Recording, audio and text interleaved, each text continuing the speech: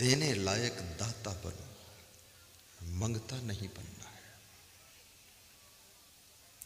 और मैं समस्त मनुष्य जाति से निवेदन करता हूं, अपने बच्चों को कुछ देना न देना, लेकिन उनको योग्य बना देना, सत्संग से जोड़ देना, भक्ति तरफ मोड़ देना, अच्छे संस्कार दे देना।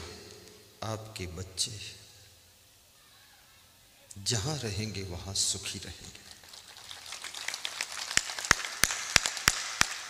मैं साधु बना,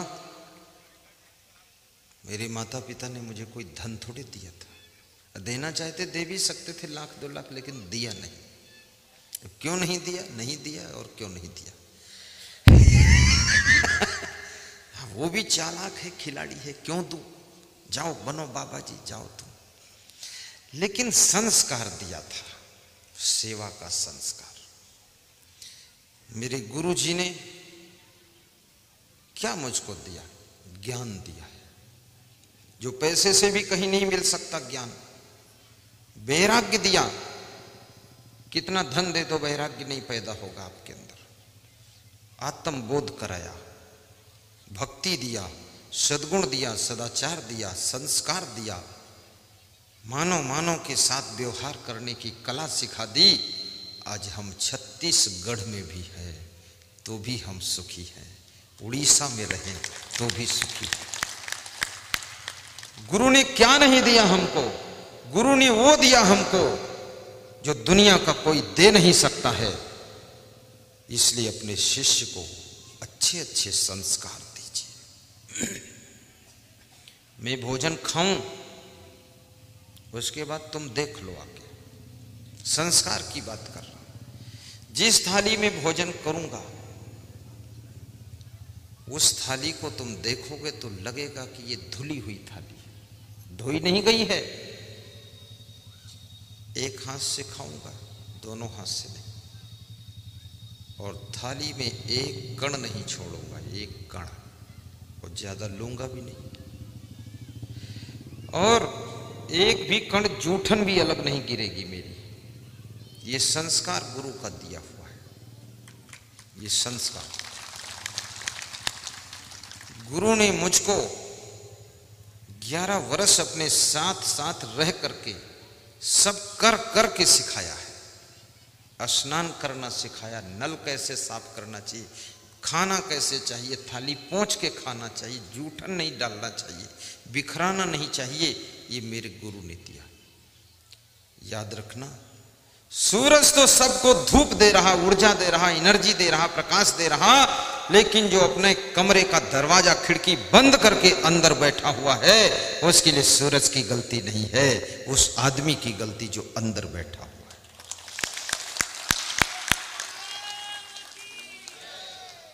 गुरु तो सूर्य के समान है, वो सभी शिष्यों को वही ज्ञान देता है। लेकिन जो अपने अभिमान के कपाट लगा करके अंदर बैठा हुआ है, सीखना नहीं चाहता है, संस्कार ग्रहण नहीं करना चाहता है, याद रखना, रजाई को पानी में डाल दो, 1 मिनट वो भीग जाती है, लेकिन पत्थर को 100 साल डाल दो पानी में और फिर निकालो, उस पर हथौड़ी मारो तो अंदर से सूखा ही निकलता है। जो पत्थर जैसे दिल हैं जिनके, वह कोई संस्कार नहीं प्राप्त कर सकते हैं, और जो रजाई और कपड़े जैसे हैं तुरंत भीग जाते हैं और धन्य हो जाते हैं। इसलिए माता पिता से भी संस्कार प्राप्त करो। और ये भी कहूंगा, आपके माता पिता में कई अवगुण हो सकता है, वो गुड़ा को घिस सकते हैं। गाय दूध भी देती है और गोबर भी देती है, तो दूध खाते हो कि गोबर खाते हो? तो हमारे बाप में जो अवगुण है वो समझो गोबर है, और जो गुण है वो समझ लो दूध है।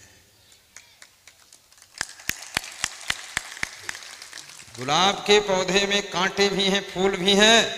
तुम फूल सूंघते हो कि कांटे सूंघते हो? फूल। तो तुम्हारे बाप में भी कुछ खुशबू है, कुछ बदबू है, कुछ कांटे हैं, कुछ फूल है। फूल की खुशबू ले लो और कांटों से थोड़ा बच के रहो। उस बाप से मारपीट मत करो, गाली गलौज मत करो, चलो कोई बात नहीं। कभी कभी माँ में भी अवगुण होते हैं, वो मनुष्य रूप हैं बेचारे।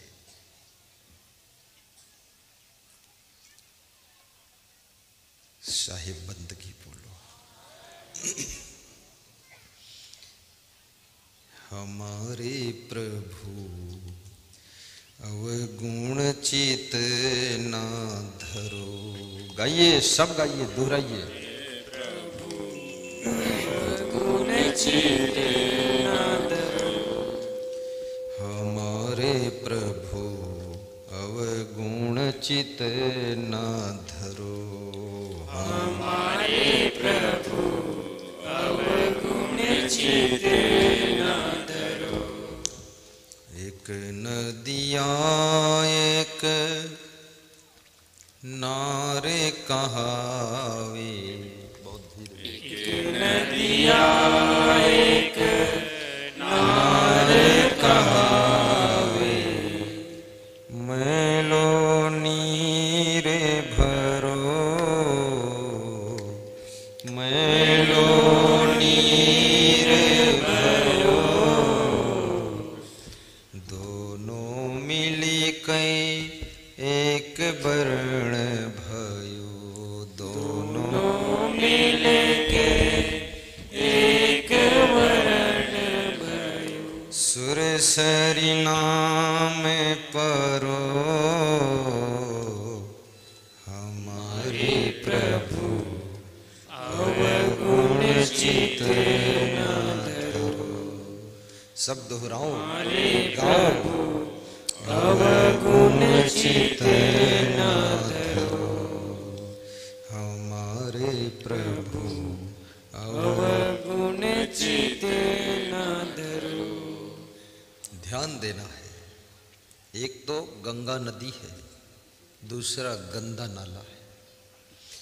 गंदा नाला जब गंगा जी में शामिल हो जाता है तो गंदे नाले का जल भी गंगा जल हो जाता है। ध्यान देना। और गंगा जी का जल भी जब गंदे नाले में कभी कभी चला जाता है तो गंगा जल भी गंदे नाले का जल हो जाता है। इसलिए जब तक आप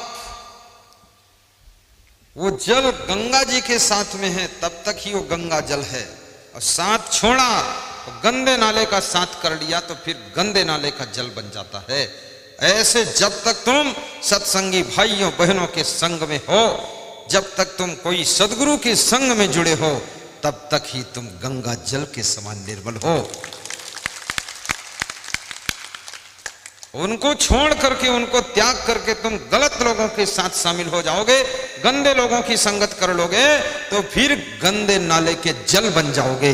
इसलिए जिंदगी भर सदगुरु से, संतों से और भक्तों से और सत्संगी भाइयों बहनों से जुड़े रहना चाहिए, ताकि जिंदगी भर गंगा जल बने रहो, गंदे नाले का जल न बने।